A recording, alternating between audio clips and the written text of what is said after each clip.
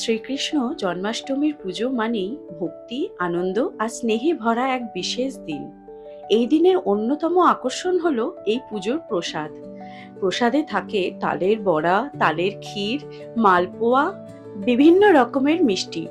আমি এর আগে তোমাদের সাথে তালের বড়া, তালের ক্ষীরের রেসিপি শেয়ার করেছি, তাই ভাবলাম আজকে মালপোয়া কিভাবে বানাই সেটাও তোমাদের সাথে শেয়ার করি। প্রজন্মের পর প্রজন্ম ধরে আমাদের ঘরে ঘরে তৈরি হয়ে আসছে এই মালপোয়া। পুরাণ মতে মাখন মিষ্টির প্রতি শ্রীকৃষ্ণের গভীর অনুরাগ ছিল, তাই জন্মাষ্টমীর দিনে দুধ, ময়দা, সুজি, ঘি, গুড় বা চিনি দিয়ে ভক্তরা ভালোবাসায় বানাতো মালপোয়া, যা পুজোয় সর্বপ্রথম শ্রীকৃষ্ণকে দেওয়া হতো, তারপর প্রসাদ হিসেবে বিলোনো হতো সবাইকে। মালপোয়া শুধু একটি মিষ্টি নয়, এ হলো ভক্তির স্বাদ, পারিবারিক মিলন আর সংস্কৃতির মেলবন্ধন।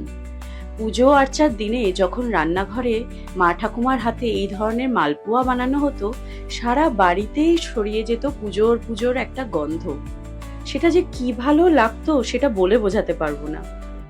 জন্মাষ্টমীর পুজো হচ্ছে এমনই এক পুজো, যে পুজোর প্রসাদ বেশিরভাগই বাড়িতেই বানানো হয়। আমি আজকে আলোচনা করছি মালপোয়া নিয়ে। মালপোয়া হচ্ছে একটা ভাজা মিষ্টি, যা নরম করে সোনালি করে ভাজা হয়, তারপর রসে ডোবানো হয়। কি অপূর্বই না খেতে হয় সেই মালপোয়া। এটা শুধু একটা রান্না নয়, এ হচ্ছে ঠাকুরের প্রতি ভক্তির নিবেদন। যতদিন থাকবে ভক্তি, ততদিন থাকবে মালপোয়ার মিষ্টি গন্ধে ভরা জন্মাষ্টমী।